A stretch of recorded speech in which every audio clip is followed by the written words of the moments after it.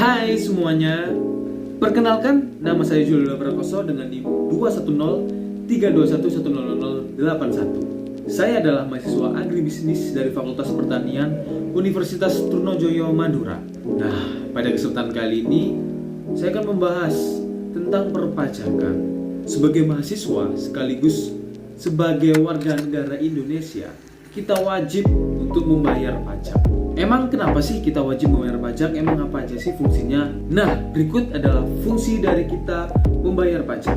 Yang pertama, fungsi anggaran, yaitu pajak berperan sebagai sumber anggaran atau tabungan dalam melaksanakan program pembangunan yang dilakukan oleh negara melalui anggaran pendapatan dan juga belanja negara atau yang disingkat APBN. Misalnya nih, ada pembangunan fasilitas kesehatan, transportasi, dan juga pendidikan. Kemudian ada fungsi mengatur. Dan pada fungsi mengatur ini, yaitu pajak berperan sebagai alat untuk mencapai tujuan. Ya tentunya tujuan negara ya teman-teman, bukan tujuan yang lain nih.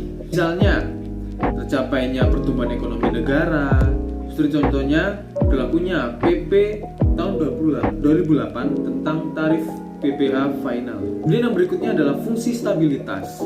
Pada fungsi stabilitas ini, pajak berperan sebagai penyeimbang situasi ekonomi negara.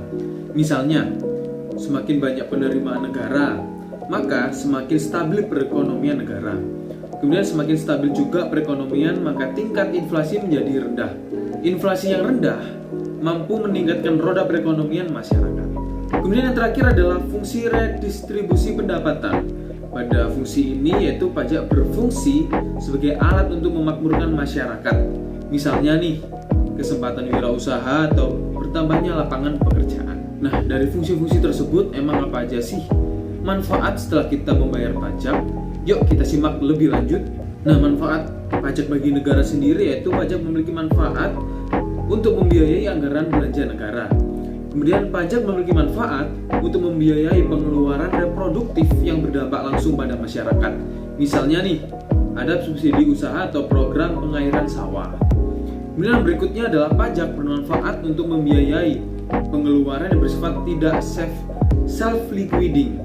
Misalnya objek rekreasi. Kemudian yang terakhir, pajak bermanfaat dalam membiayai pengeluaran tidak produktif seperti infrastruktur, pertahanan, lingkungan hidup, budaya, pemilu, dan juga yang terakhir adalah keamanan negara. Nah, kita sudah bahas tuh fungsi pajak dari sisi negara. Nah, yang barusan kita bahas adalah manfaat pajak bagi negara. Kemudian apa aja sih manfaat pajak bagi masyarakat atau dari sisi masyarakat? Emang ada? Ya jelas ada lah. Yuk kita bahas lebih lanjut.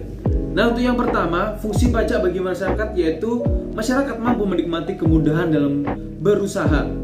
Seperti program pembangunan usaha yang dilakukan pemerintah melalui pajak juga hanya bisa dinikmati oleh pengusaha yang membayar pajak. Kemudian masyarakat mampu melakukan segala aktivitas dengan mudah. Kepemilikan NPWP biasanya menjadi syarat tertentu dalam melakukan aktivitas tertentu, seperti peminjaman.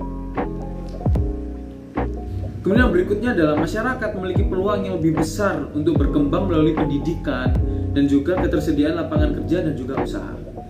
Kemudian yang berikutnya, bagi perusahaan, kewajiban pajak mampu mempermudah perusahaan dalam mengembangkan usahanya. Kemudian yang terakhir adalah melindungi masyarakat dari produksi luar negeri agar bisa lebih bersaing di dalam negara. Misalnya nih, pemberlakuan pajak impor atau bawang merah. Nah, untuk manfaat yang terakhir dari sisi masyarakat yaitu melindungi masyarakat dari produksi luar negeri agar bisa lebih bersaing di dalam negeri. Misalnya, pemberlakuan pajak impor atau barang mewah. Sekian dari saya, hanya ini yang bisa saya sampaikan. Saya berharap dan juga saya yakin bahwa masyarakat Indonesia dan juga khususnya mahasiswa dapat lebih sadar untuk melakukan pembayaran pajak, karena dengan kita membayar pajak itu sama saja kita telah menjadi warga negara yang baik. Oke, terima kasih. Bye.